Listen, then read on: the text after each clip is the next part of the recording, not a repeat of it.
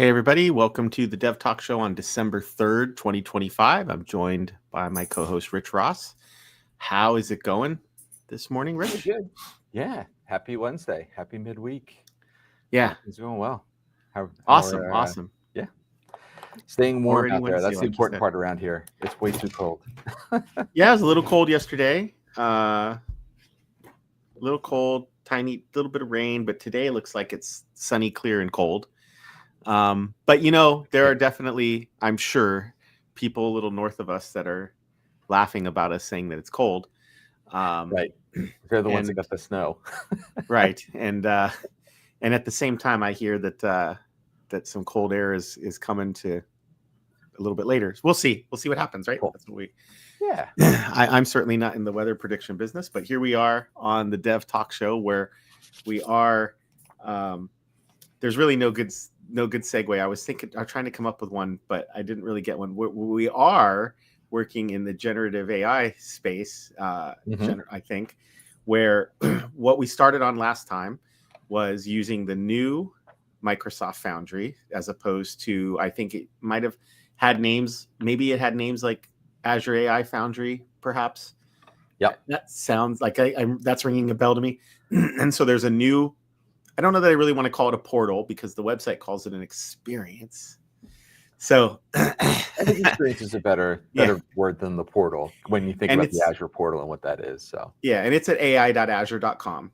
So we've got portal.azure.com, we've got ai.azure.com. We were using that new experience where it looks like you can create a whole project to bring together the different services that might make up your AI experience, what you're trying to do. And in our case, we're trying to come up, I think we have more than one idea here, but one of them is, make the Dev Talk Show more accessible by perhaps our videos and comments are more searchable. It's one thing to look at the catalog of videos, especially in today's age of YouTube, where I think the meta, so to speak, is like short form is king.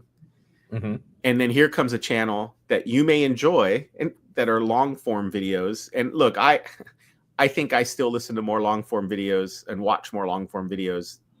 Maybe it's because maybe it's the gray hair. I don't know. But what if you're looking for a thing? What if you're saying, right, hey, this video is about a topic. I wonder if they cover this. Yeah. And using transcripts and today's, video to transcript technology or speech to text technology, we think that the services exist for us to do that. And so let's get going because, we've got our shows are a little shorter these days. So if it's okay, I'll switch us over to our coding view. And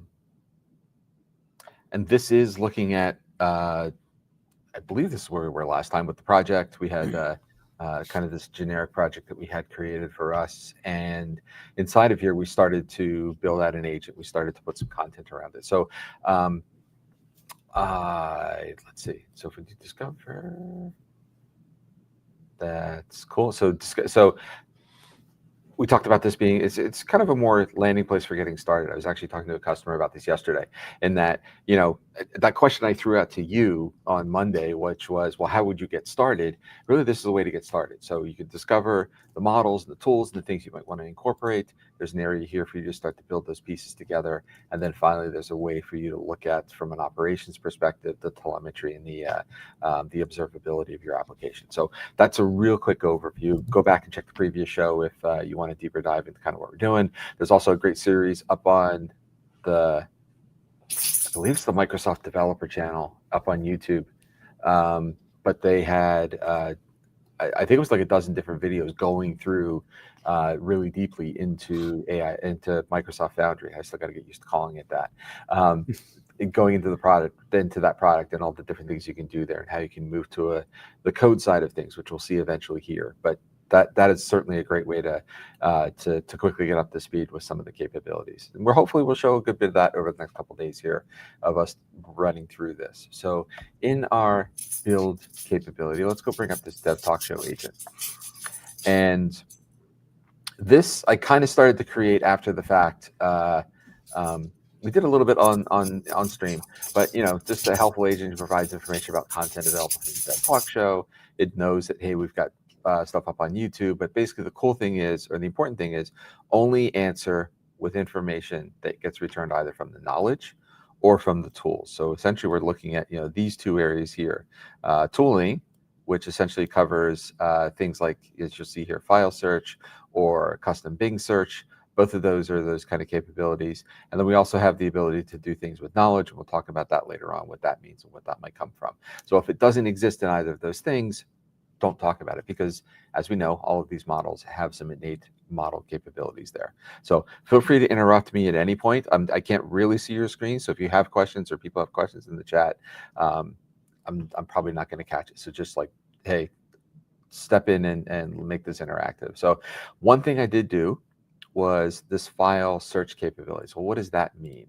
That's max results. What's my quickest way to get there? If I go to edit, where do I get? Okay, so in creating this, and I'll have to see if there's another view that I can show how we go ahead and create this. But basically, let's do that. Sorry. If I do add, can I still do another file search? Custom? Catalog. Configured. It probably is going to say you already have a file search. So I will not give you. That's what it looks like. Okay.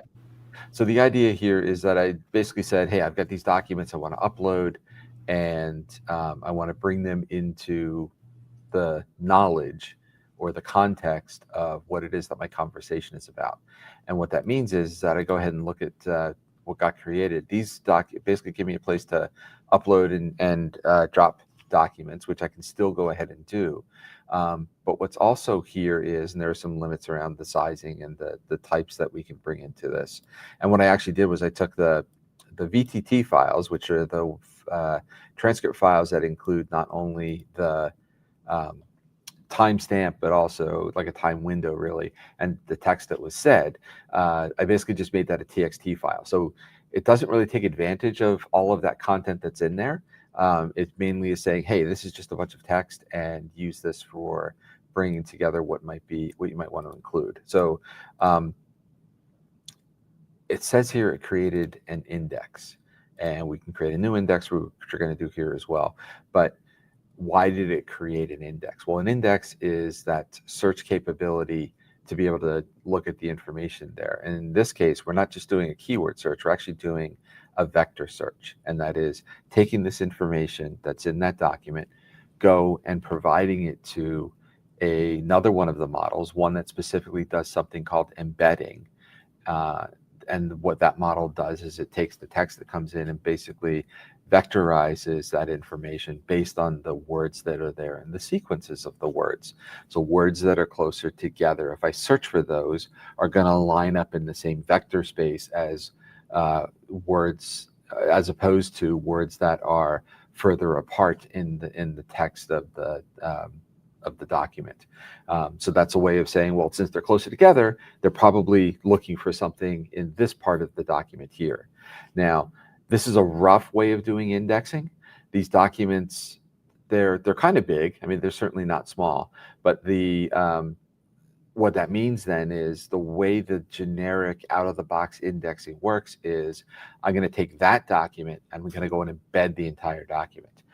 And that certainly can work for smaller documents, but we probably don't want to return the entire document in the results. We want to return something that is a little closer to the time point in which it was said, because that provides more contextual value. And now I can go point to that part of the video and be able to say, well, this is probably where things came from. To do that, we're going to create our own index and do that on the fly in a minute. But basically, just from the index we've got here, we're able to ask some interesting questions. And I think, if I remember right. So to be clear, oh, go ahead. You're about to talk. I didn't think about what I was going to say there for a minute. So just 1 second. We can talk while this is running. So in the show, Chris and Rich have talked a number of times around Blazor authentication. And in talking about Blazor authentication, there was a couple of controls that they looked at to understand and follow the logic of authentication and how that all happens. Can you bring back those control names and maybe some of the time points in which they talked about that in the video. So I like doing that better. I was, like I said, I was in a session yesterday, and the was in a session yesterday, and I ended up talking through it and like adding 3 words at the end of it, and those 3 words took me probably just as long to add as when I was talking about it. But you see kind of what happened here. So we have authentication in Blazor WebAssembly from scratch part 2, because we did a number of parts around this. And in this case, they're talking about the authorized view component. Here's the authentication state provider, persisting server authentication state provider, all of these different things, and even with some of the time points around that. So if we think about which is the one that always fascinated you when we talked about this? I know there's one that you really liked. With the authentication state providers, to me, it was that, if I remember, and look, it's been a while. I'd have to go back and watch these timestamps. But what I remember was that there was an authentication state, the server authentication state providers in the box in Blazor. But what the persisting one does is it allowed this authentication to flow as you were switching between Blazor server, Blazor WebAssembly, and render modes. I want to make it clear that we're talking about render modes, which I still think of that as the new Blazor, but I think that was .NET 8. So we're a few years in now, where, previous Blazor, you picked one and that's how it worked. And now there was this persisting authentication server, and it wasn't something that was in the box, quote unquote. It was actually like the file new project put a version of it in your app. Right. So now you owned it. Now, granted, I feel like maybe we could, it'd be interesting to see what's happened in .NET 10, which I feel a little behind on because we've been trying to keep up with each one. But yeah, we spent a lot of time on this. And the problem is that if somebody told you, or if you just knew there was an episode that talked about this, you were just scrolling through that list, and the problem is going to be like, which one and where? Right. Yeah, exactly. Exactly. So even this makes it a little bit ambiguous, right? Because we're talking about because we did 2 shows, and it just says at 1313 or 1333 they referenced this component. So what I was going to do was see how accurate it is. So let's do this one, because we know it is. It's specifically talking about the part 2, and it says at 1531. So if I go here to part 2, oh man. Can you take me down for a second? Sorry. Yeah, sure. Hold on. Give me just a sec. So yeah, I'm just switched back to the. Yep. For now, I just switched back to the other view. But there's a couple. So I've added a few things to the show notes here to try and recap what we've done. Some of it was not in this show. Go for it. Yeah. There's a quick start called Chat with Azure OpenAI Models Using Your Own Data. That's what it's called. But this quick start is in the Azure AI Search documentation, because what you're doing is you're using the Foundry portal to, you're using the Foundry portal to, I don't think it's the exact same thing we did, but well,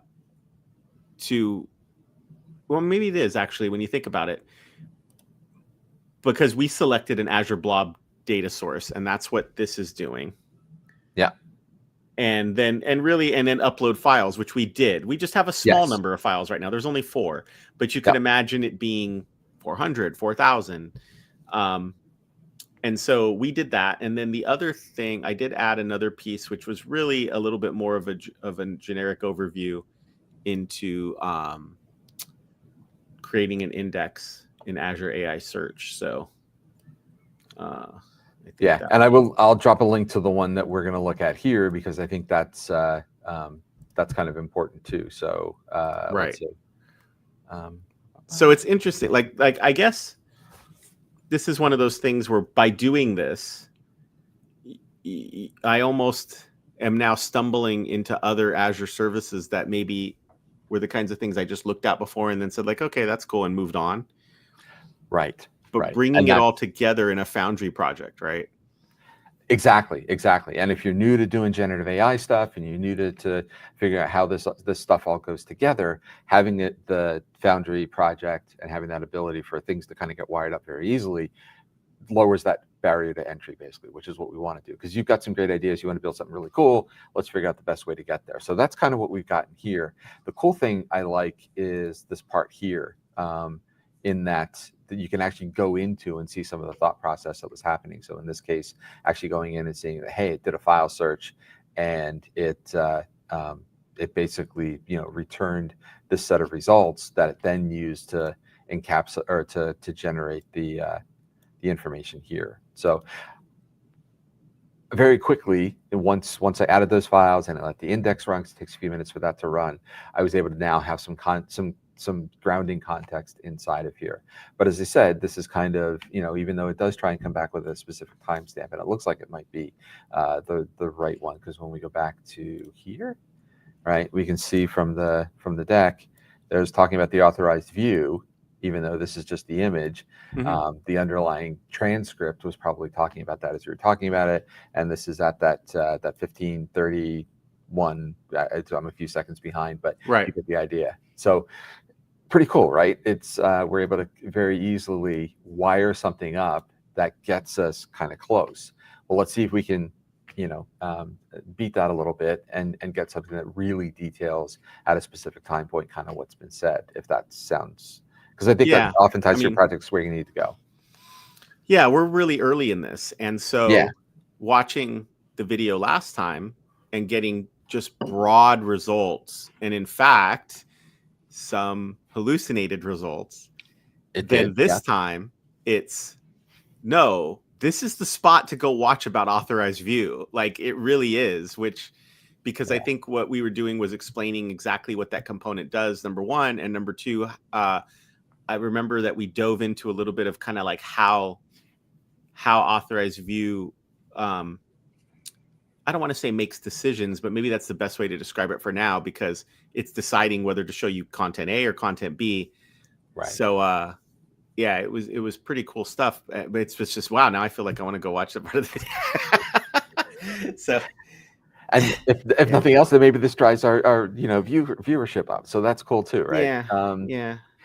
So what we're going to do is, and the reason, one last thing I'll say about this here, when we think about this set of results, what's cool about doing this in Microsoft Foundry is we have this capability of the traces. So if we go back to the show, actually what I did yesterday, I wound up sending you in chat once I did get some grounding in there. Here is that message, right? So we can go to the first, that's the metadata. We can go to the user input, and I that was a much shorter sentence than I certainly went through in our session here, but you can see what starts to come back in with the agent coming back and talking about the authentication state provider, and some of the things that we examined there. And I think when we get, well, that's just diving deeper into the message. So I think this is pretty much what I sent back to you in between shows. But you can see the message is different.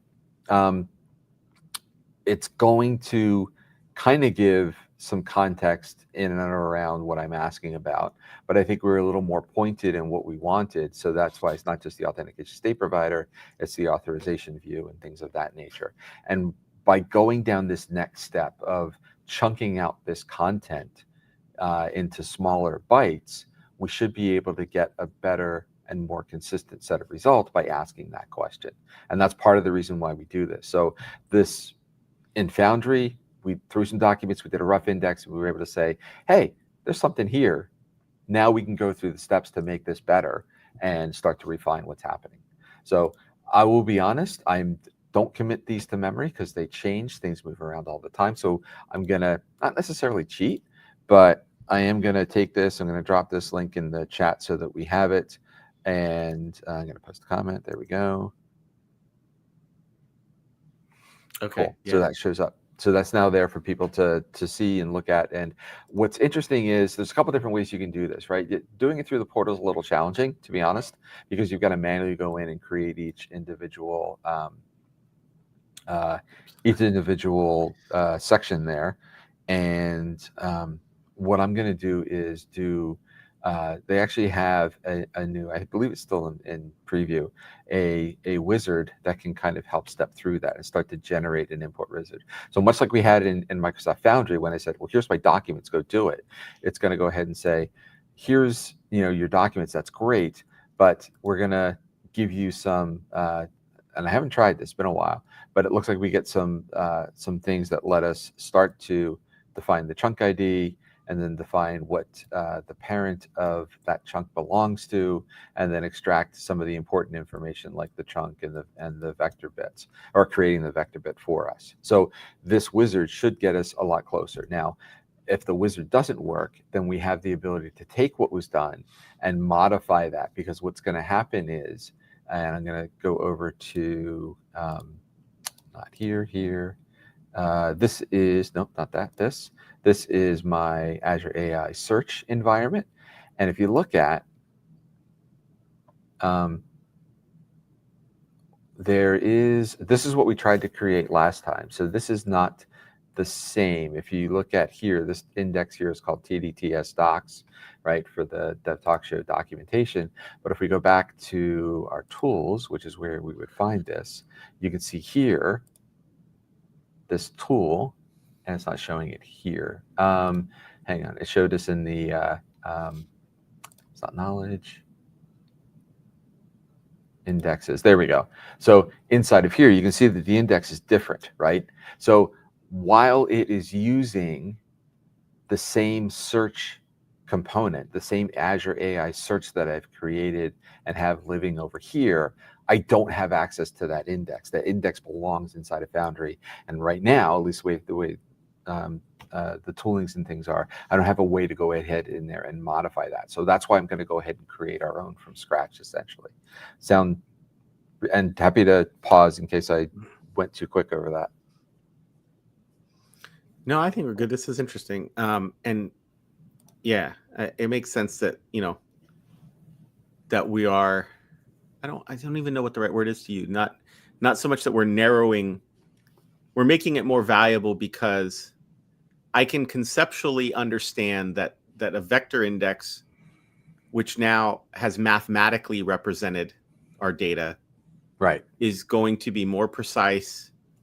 You're going to drill to your exact answer quicker than what we think of as the traditional full text search model. Right. So exactly, even if I don't understand the math and a vector index, I can see why, in the long run, an agent will have more success. Yeah. And to be honest, that concept of that vector index is challenging, right? Because we can think of vectors until we get to like 3. Some people might say, hey, well, we can do 4 if you do time, and see how things move over time, right? Okay, I can kind of get there. My mind can visualize it, but when you're talking thousands, tens of thousands of different vectors, right? It's the dimensional vector past 3, I'm done. Yeah. And look, for me, vectors come from game programming. So, and it's the direction and velocity that I know you could use it for more things, but for me, it's the direction and velocity that things are moving in. And I'll always be stuck there in some respects, but and that's kind of that's kind of how we're saying it. If we're pointing in this way because the words point us in this direction, how close are my other set of words pointing to that same direction? That's all we're doing here, except on a much larger scale. So let's go in the import data and see if we can make this work. So if I do my Azure Blob Storage, and what I want to do is,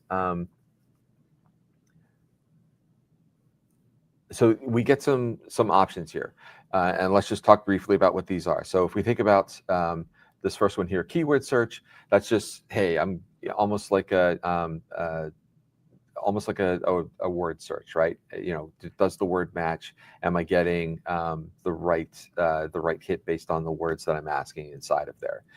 What we have here is what has been abbreviated for quite some time in the generative AI space called RAG, or what it breaks down to is retrieve, augment, and generate pattern. And what that is because the model doesn't necessarily know all the information it needs to by default to answer your question, because it wasn't trained with any of that, and we don't want to train because that takes forever and costs a lot of compute. What we say is, well, we can provide the context of what it is that you need to answer. So retrieve some information. In this case, we're going to be retrieving out of the documents that are in blob storage, and then augment that by essentially putting it into a prompt in the appropriate pattern, so that we can then send it over to the generative AI to generate our response. So that's essentially the pieces of retrieve, augment, generation. Get the data, put it in the prompt, and arrange it in the right messaging, and then go ahead and generate that message response. So that's what we're going to do here. I will talk about this last one, which is multimodal. Not going to impact us because all of our information is text. So we're just going to basically take that textual document and give it to that. Now, if I had a PDF that was maybe some instruction set or some kind of a more detailed process component, I might send it to this one because it not only has text, it probably has images in it, or it has diagrams, or something that I might want to be able to use to be able to break down and vectorize so that I can ask questions about it. So maybe I'm looking for the flow diagram that talks about this particular process. Getting the text back is great. Getting the image back might be better. So having that capability to do what's called multimodal, text and image. And multimodal just means different kind of modalities, right? So it could be text, could be speech, could be image. Yeah. I actually love wow, can't believe I said I love this UI because it just was the better way for me to understand a multimodal RAG than ever before. Because the progression from left to right is what sealed it. Yeah. The progression from keyword search, which I think of like as full text search, and then RAG saying like, listen, I'm going to ingest text, and I can OCR it if it's really clear text and an image. But as far as I'm concerned, that makes it clear to me that the middle one is just ingesting text. Okay, it's taking an additional step to look at an image and say, I pulled some text out of it. But in the end, it's about text. And multimodal, that now the word makes sense. It's using multiple forms of examination, not just text, but even looking at a chart, a workflow, a diagram, and saying, what can I get out of this too? So cite plus reading, Yes. Yeah, exactly. And that, what happens is you very easily, as we saw in Microsoft Foundry, get to the point of, hey, here's my documents, go ahead and do it. And if those documents would have had images in it, it would have only done the simple index, the middle one here. And now I've got no way of returning those images. And that's what I want. I want to show the image. I want to show the better information than just a text description of it. And that's pushing while we did the initial bit to say there was there, let's push it to the more complex thing and get an actual index. And what would be cool then is the index we create here, we can now go back into Microsoft Foundry and go to our agent and say, that's great, we're going to get rid of that other index that you have stored. Go use this one that I created custom for you. And we'll hopefully see that here, because this import data thing should be pretty quick with only a couple of documents. Okay. Awesome. Thank you for verifying that, because I never know how well these scenarios land sometimes. So they can become words, like as you're filling this out. Yeah. It's all happening so fast that I remember a couple years ago was one thing. Then last year, I'm pretty sure I want to say it was last year, it was RAG. And I was like, whoa, man, hold on a second. I was just learning about LLMs. Now we're saying RAG, and then multimodal. Oh my gosh, what's going on? And so that's probably the best. And it's not like anybody, just the interface itself from left to right made it clearer for me than before. Because it's so easy to just hear the words and then say like, you know what, I'll figure out what that means later. Right. And I did that for a while too. It's like, what does that mean? Right. And so now it's like, oh, I see. In the middle was just deriving from text, but on the right, we can derive from some images. It doesn't sound like it's the whole world, and then maybe in the future, a multimodal RAG can also infer from other sources, other senses. We'll see, right? I think that's very interesting, though. And that will also play into the model we choose on the back end to understand, when we have the conversation, we send the data to it, right? If we choose a model that's only a chat model, it's not going to understand the images that we might try and send into it, or the images it's trying to pull out. So we have a container, TDTS transcripts, all right, and we're Yep. kind of letting it know it's And text, okay. It's not the limited text. Was it in JSON Yeah. form? I don't remember. That's okay. It's not in JSON form. It's just Okay, basically all a right. straight run. Now, these are some of the things that I might have to go back and do with the transcript Yeah, and yeah. augment it and say, well, take this structure, and I could probably just give it to Copilot Agent and say, take the structure and turn this into a JSON structure with timestamp and text as the properties of each individual component in that array, essentially. So let's just call it text and managed identity type. It's system assigns, right? So what we're doing here is we're not passing keys around. We're basically saying that our Azure AI service is an identity in our environment, and that identity has access to talk to blob storage, which it does. I've set that up all previously. There's documentation out there. When you look at the creating indexes and creating vectors, that walks you through, hey, these are the things that your services need to do if you go through the tutorials. So we're not going to go through that here, but realize that based on role-based access control, or RBAC, that we have in Azure, this service, our AI search service, has permissions to do things just like a user would. Yeah, yeah. So go ahead as you're doing that. I mean, and a managed identity strategy is crucial, especially in an org, because now you got a lot of people. When the two of us, it's easy. Now imagine 200 people, 250 people, you got to manage it. But if you get that right, getting away from passing around keys and figuring out how you're going to store those, even if you use secure services, it's just, Yeah. It's very challenging, and it's very easy to all of a sudden that key winds up in your code base, and now it's checked in, right? Yeah. So Oops. we don't want to do keys. We're moving away from, well, it won't let me do that until you check the service. So much like the blob storage and connecting to the data, we have a AI instance that we're going to use. We're going to select a model. Now, we talked about embeddings. Let's move this out of the way, do this. If we go back to our discovery section of Microsoft Foundry, go back to the models, we can search the models, and we can search the model for the capability. So in this case, we're doing, they didn't set it up that way. Okay. Inference tasks. Well, it looks like you selected a model called OpenAI Text Embedding 3, large, I guess. I did, yes. Okay, yeah. Compare models, that's not what I want to do. Yeah, so I had already deployed that one because I was doing other embeddings, and even though, so I should be able to do up here, I would think, embedding. Wow. Okay, so realize there's you need a specific model that just does the embedding part, and there's additional information that we'll probably wind up pasting in the chat around that. But it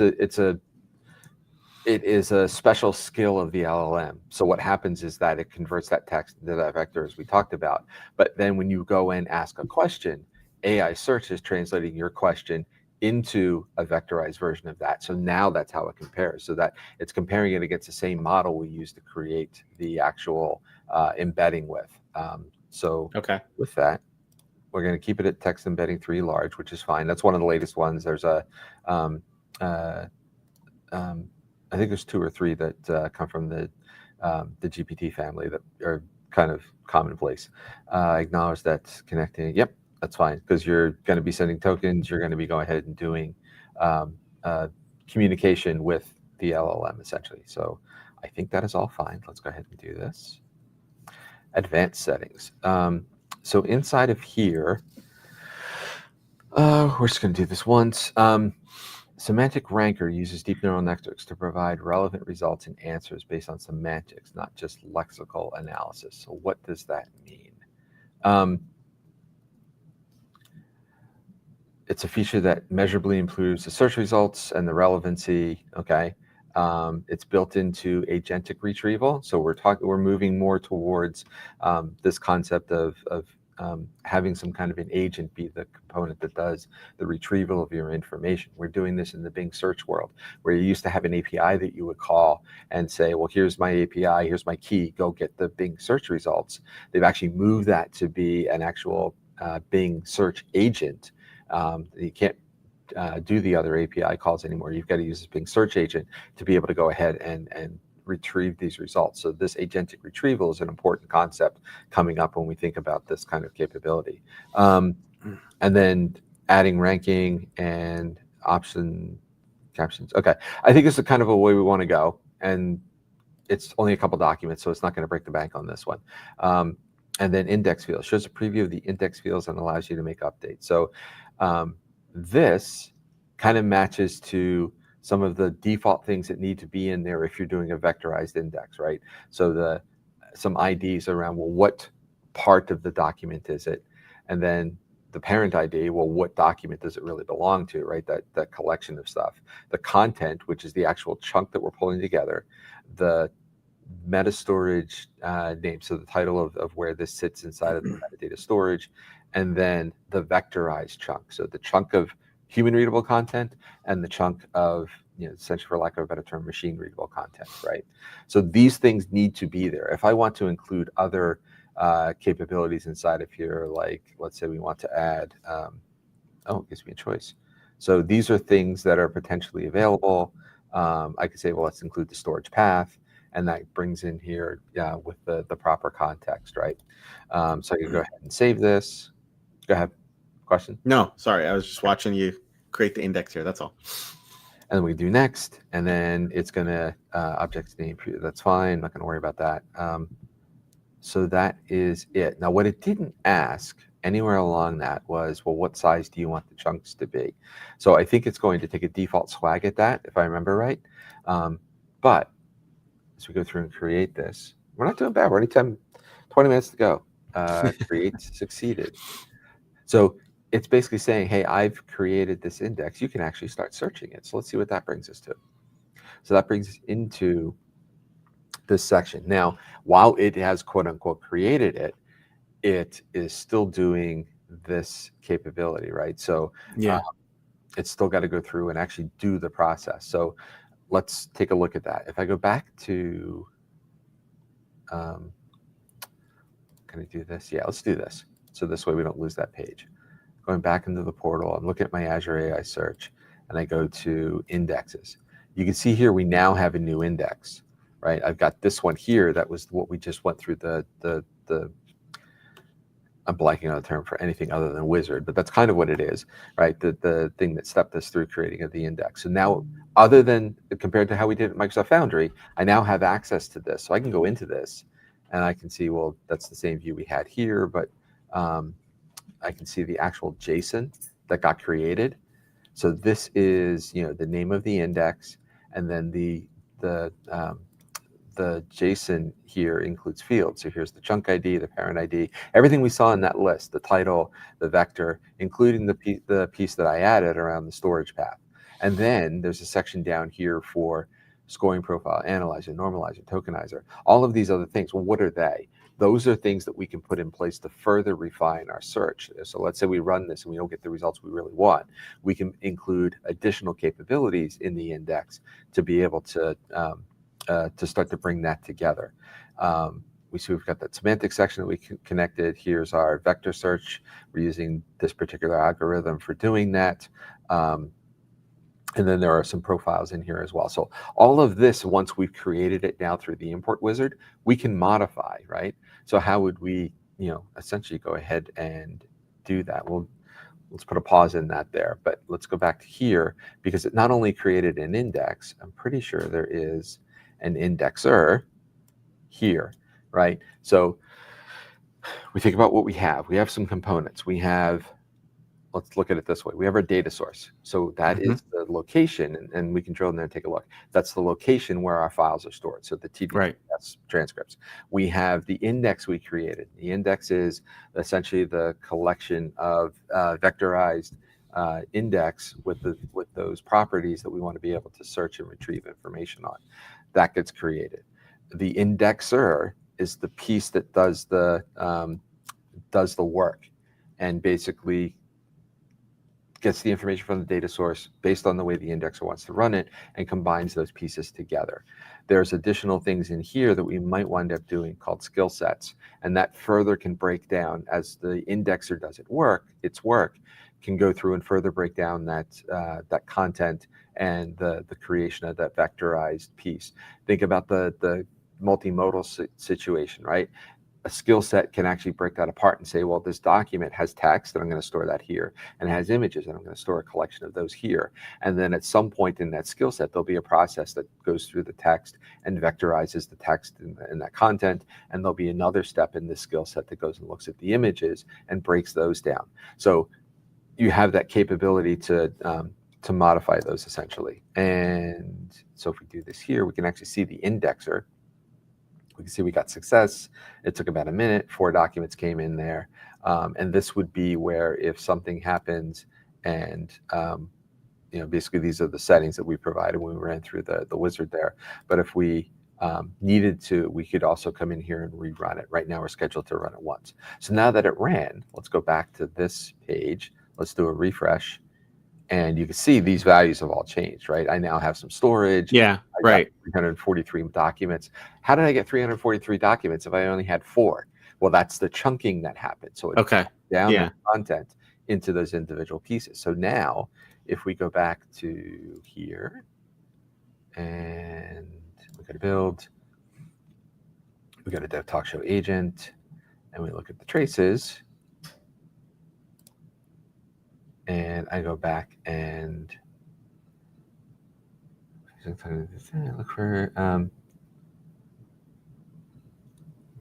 we were looking for the authorized view component. So that command is a little different. I don't think I could really put this whole thing back into there, but I could try. I mean, you can. Right. So what's going to happen is if I do that, I'm going to say, let's search for this. And it might stop me and say, hey, this is too big. Yeah, I was going to say, I mean, you can try. Okay. So it came back with the result. So what happened? When we did the indexing, we took the content and we used the embedding model, that text embedding 3 large model, to create our vectorized index. What it did was it took this text that I have here and said, that's text. I don't know how to compare this. So I'm going to send it off to that same model and create a vector of that. And then based on that, I'm going to give you my results. Okay. And you can see here the results are, I wish there was a way to make this bigger, but you can see the results focus more on, the timestamp section that's there. That is a little more refined than the whole document. And it also gives us, which I think is really interesting, a ranking score, right? So 97, kind of like percent, you can kind of think about that, the closer to 1, the better off you are. So, whoa, sorry about that. So these essentially are the search answers. So let's, in the time we have left, which is about 15 minutes. Yeah. And then I got a couple questions for you too. So do you want to hit them now, or do you want to? Let's see the result of the work we've done, which is like previously we started the show and we got a pretty good answer just based on the 4 documents. But now we have a vectorized index of the same 4 documents. Yep. So one thing that we didn't talk about here is that, and it kind of came up yesterday, it was pointed out to me that there's actually versions that get created. So while we're going through and running through these testing, I can do things like, all right, let's get rid of this, disconnect it. We'll keep the Bing search there. That's fine. That's not going to matter anything to what we're doing. But now if I save that, I now have a V6, and that's not the engine type. That is my version of my model. Okay. And I can always revert back to it and bring back that file search that was there. So that's important, right? So you have that comfort that, hey, I can go test this out and I've got a fault, as long as I saved it, which I didn't do yesterday when I was doing my demo, but that's okay. So here we've got our GPT-5 chat, we've got this, and we could paste. Now remember, I'm pasting in the same answer or the same prompt or the same question. I likely will, well, I hopefully will not get the same answer, especially because they didn't add the tool yet. So let's go ahead and add a I'm using an existing AI search index, right? That's what we want. So I can add that tool, and then it says, great, we're bringing in that tool. Well, what's the index? So you got to tell it what we just made, basically. Yeah. So it's the same search connection, right? It starts out with the name of your Azure AI Search instance, which for me is AIS 59182, and then this is just some unique postfix or value. So now that I've got that, it's going to say, well, you have indexes. I know you do. Here they all are, right? And same thing we saw on the index page. Here's the rag, and let's go ahead and add. And I like you snapped your fingers like it's going to be that quick. It wasn't too bad. It was quick. So now I have that index here. Now, if I wanted to, I think from here I can, well, no, I've got to go ahead and set up a new connection if I want to swap different indexes. Do you need to save this, or you can run it without saving? Yeah, that's a good point. I should say. Well, I don't know. Maybe you could. That's why I was asking. I do. Okay. I probably could have. Okay. All right. Yeah. So we have a V7 of the. Is it correct to say a V7 of the agent? Of the agent itself. Okay. Yes. This is all focused on the context of the agent. Yeah. So if I run this, nervous, right? So you're doing. Well, I mean, and it's not. What makes this so weird as a developer is it's not deterministic. So, you get answers, but then you could run the same exact thing again, and it could be slightly different. However, that's pretty cool, right? Right. It's saying that look in these 3 episodes, and it talks specifically. It gives you a time frame when we talked about the workflow behind the security model and authorized view, the sign-in manager, and listen, for people who've watched the whole channel, you might say like we have 4 transcripts in. It's fenced in kind of for a reason to not get overwhelmed by responses. I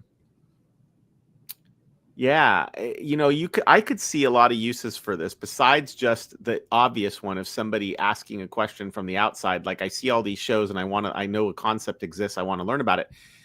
Even from a post-production standpoint, you feel like a short video could be put together as these ranges get better and as it gets better at determining related topics to say, hey, this is sort of an end-to-end view of a topic. It's across multiple shows, but we've brought it together. Here's a video, goes up on the site. It just feels that's where, I start to finally say, okay, here are the applications that are beyond just, I want to ask a question and get an answer, Yeah, definitely. And we're taking the default transcript that gets created, that gets passed to us from StreamYard, who's basically doing our thing here. Now, we could totally take the video, extract the audio, and give that to another LLM with our own prompt and our own guidance around how we want it to provide that information back to us, and then see how that augments the results we have here. One thing I want to check is if I click this. Oh, that's interesting. All right. So that link didn't go anywhere. If I go source, is that really still? Yeah, that's still the same. Because what I want to do, you wanted to show the VTT file, I guess. Yeah. Right. Well, I guess that's kind of it is in our AI search algorithm vectorizer. You also have it in blob, right? Or even on your file system still. Well, so this is the index. Oh, I've seen them. You didn't.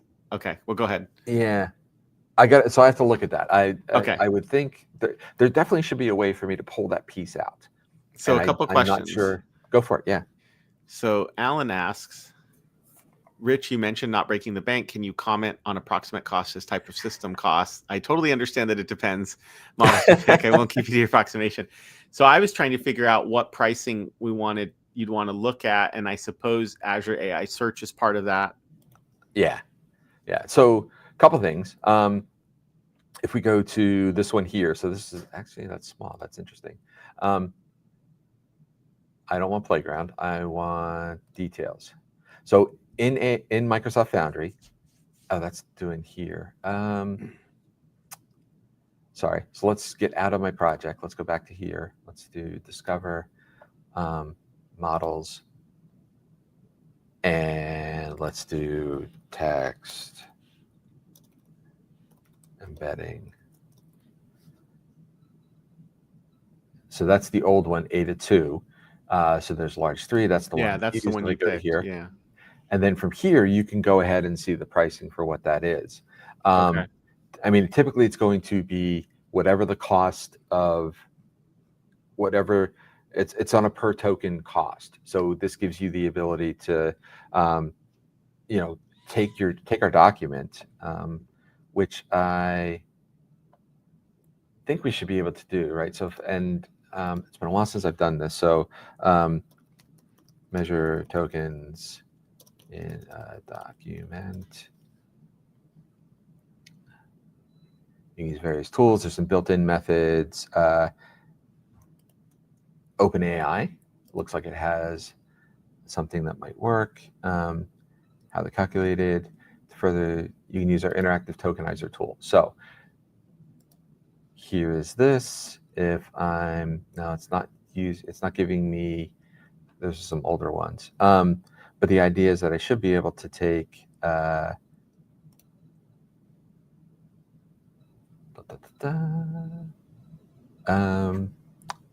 me see. I'm gonna come off me for a minute. Hang on. There we go. Because I'm not sure where these are. Yeah. So I mean, them.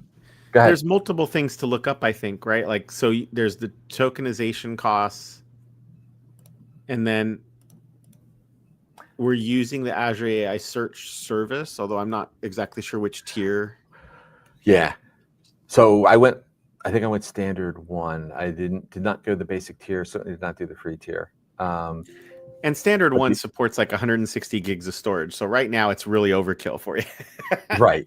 But I mean, then again, it has other columns, and like indexes for the service are limited. The free tier is 50 megs, and max indexes per service is 3, is what I'm seeing on their pricing page. Now, granted, I'm seeing that in central US, and you know, sometimes things are different in different territory. I don't know that I see that very often, but sometimes I suppose it's possible. It could be maybe, and I'm totally guessing and not speaking for anybody at Microsoft at all, that maybe sometimes there's an encouragement, like if you go to this data center, we'll give you a break because it's not as busy. I don't know. And I don't know that I often see different pricing very often. So yeah, there's Azure AI Search. Yeah. Blob service is being used here, but that's we're barely scratching the surface on it. Right. Compute's where you're gonna get the big hit, and the language model is. I think what you're trying to show here is the language model itself. There's pricing, and is that always based on tokens? The unit of measure in the model side of things is tokens, right? So you could go to Microsoft Foundry. I could deploy a model, and I guess, you know, even though it's already deployed, I could go ahead and deploy, and it'll sit there, and that's fine. There's no charge for that. It's when you actually start pushing requests to that model is where the charge comes. So, I mean, you can certainly go to the pricing calculator and calculate out what all that winds up being.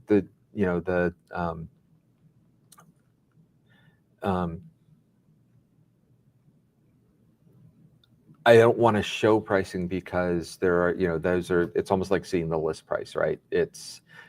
You're going to have different things regardless, you know, dependent on the agreement that you might have and things of that nature, and different discounts that you might have. So realize that to kind of get a sense of what that is, it's tokens, because that's the commodity for the OpenAI. It's the storage and the compute that runs on the AI search. And then it is the storage that runs for your blob storage of your document, if you're using blob storage, right? Because with that data control, with data sources, your data could be in a number of different places, and there's a number of different ways to connect to it. And if I just basically, maybe it's sitting on premises and I've got some way of routing traffic to that, we could bring that in as a data source. It doesn't have to be inside of blob storage, although that is one of the things that makes it very easy for us to bring that in. Yeah. Okay. Cool. And, you know, we had another comment here. This is great. You're going to love this one. Hi from India. Finally catch you live. I like the way you guys doing things. Keep it up. So awesome. Thank you. Really appreciate that very much. Glad that you caught us live. Hopefully you're, either watching live or archives on YouTube. And it's definitely a different way, right? Because the shows they used to be over an hour. Yeah. They're about an hour. We know that somebody is investing their time to find what they want out of a show. And actually that's partially why we're exploring this now. Yeah. Because to see, is that problem solvable, that you can find what you want quickly and maybe even pull together from different shows quickly. But yeah, we got a couple minutes to go here before 8:30. I'm Okay. just gonna go ahead and move us back here. Yeah.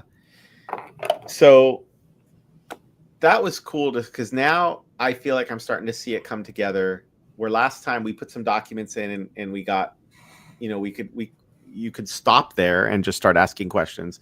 But now to say, okay, creating first there was there a keyword index at first that got the first set of results? Is that? It was, so that first set of results that we did in Microsoft Foundry, where we just uploaded the documents, it was a vectorized indexed. Okay. But it didn't go through that additional process of chunking out into smaller pieces, so that it's able to more tightly say, this is where you want to look. Yeah. Yeah. Maybe and again, I'm trying to imagine this. It's like more vectors pointing to smaller pieces. And then the distance between two vectors might determine relevance. Yeah. Because, yeah. And I'm totally thinking about it in 3D space, even though this is multidimensional. But in 3D space, if I just imagine that all the vectors are pointing all around this room, but you asked for something about like Mickey Mouse. Well, Mickey Mouse is close to Minnie here on my screen. So maybe in the vectorized database, it's like, oh, well, there's some relevance here. So maybe I won't just give you the answer about this particular Mickey plush. The companion one next to it must be somewhat relevant. Right. And then, of course, if the vectorized data is bad and you're like, oh, but these books are relevant to you, which I don't want to muddy the waters, but my brain wants to think of it in the 3D space. But I think that's what's happening here is it's looking at the distance between vectors, which even in multidimensional space, there's still a distance, and going, this stuff is all relevant. And so I'll focus my answer out of that. And that's how you start to get an answer like we just saw, where it's like, so, and then again, the quality of the data too, the VTT files are good, but we've talked about other transcript forms where it even figures out speakers, and it even seems to, and then we've used that before, and we've seen even just something as simple as a chat model, not what we're doing here, which I think is trying to get much more specialized. Just simply say like, yeah, this is what they talked about today, and do a pretty good job. Yeah. But it sounds like this can really drill in and be, we'll see. I'm excited to see how it continues. So yeah, in any case, I think totally this gets us also, I think, into how would somebody interact with this, right? It's probably not going to happen on YouTube. Probably not going to happen on the meetup page that we have for this, which I don't think we're really using anymore. But that gets us back to, maybe we need to put a site in place, like a web landing, an app, right? Yeah. So there's definitely more to think about. So anyways, hey, that was cool. Really appreciate it. I hope those of you watching appreciate it as well. And don't forget, every show is archived at the YouTube channel, youtube.com/TheDevTalkShow. If you happen to want to ask any questions after you've gotten to think about it, don't hesitate to do that down below in YouTube, or hit the like button if you like the kind of content that you're seeing. So for that, got to get going. It's a few minutes after 8:30. So for Rich, I'm Chris. Thanks for all of that. That was cool. And we'll see you all next time on the Dev Talk Show.